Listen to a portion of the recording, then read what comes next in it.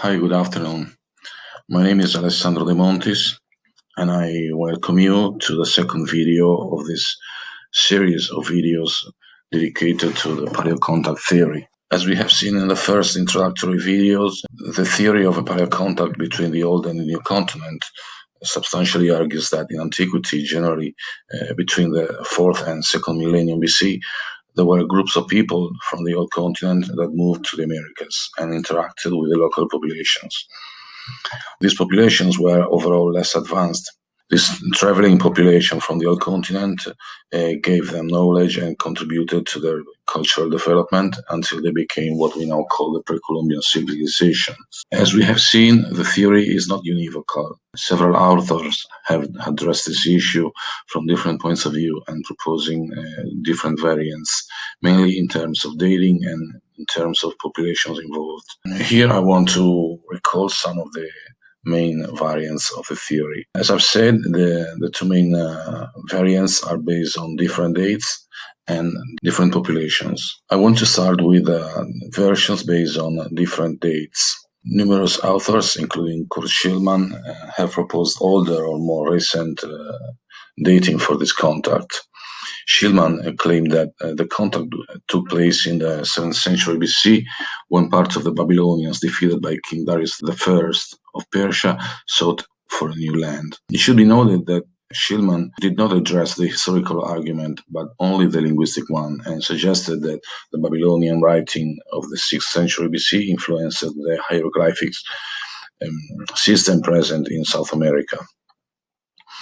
Another variant for dating places this contact in much more recent times, about 2 centuries preceding the official discovery of America by Columbus. According to this version, the Prince of Mali, who was called Abu Bakr II, would have sent a fleet of nearly 400 ships to the west in search of a mythical land that was spoken of in the religious and literary tradition of his country. Of these ships, only one managed to return home, and the crew reported to the prince that they had also conducted trade with the native populations. And it seems that the prince abdicated the throne to start traveling to the Americas. And this theory is also indirectly confirmed by the diary of one historian who served for Christopher Columbus. He was the Spanish monk and historian called Bartolomé de las Casas. A third variant, on the other hand, speaks of even more ancient contacts, even earlier than what scholars now call the Clovis culture, dated to around 11,000 BC and located in North America. An exponent of this theory for a very ancient contact was the author and archaeologist called Nid Guidon from São Paulo in Brazil. Guidon devoted her entire life to studying Native American cultures, both North and South America, and argued that the Clovis culture was formed by people from Africa, not from Asia. Guidon has catalogued over 800 sites, and she offered a dating for the sites spanning from 10,000 to even 100,000 years ago. As for the version based on different populations, we can say that in some versions of the theory, we had different peoples who reached the New World. This depending on the case and the author. According to some authors, they were the Norse and Celtic populations, for example, in the version of Samuel de Marble.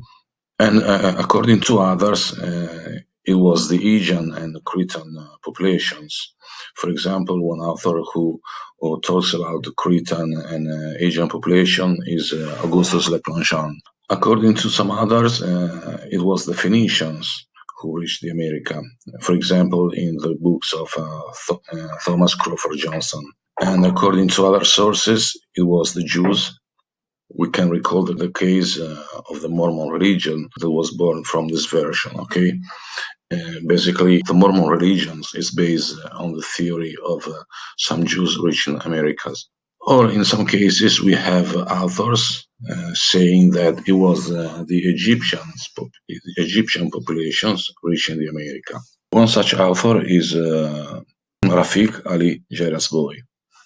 However, most authors agree that it was African and Middle Eastern Negroid population that moved to the New World. The landing points are also different in the variants of the theory, even if almost everyone talks about arrivals in Mexico, in Brazil, and Peru.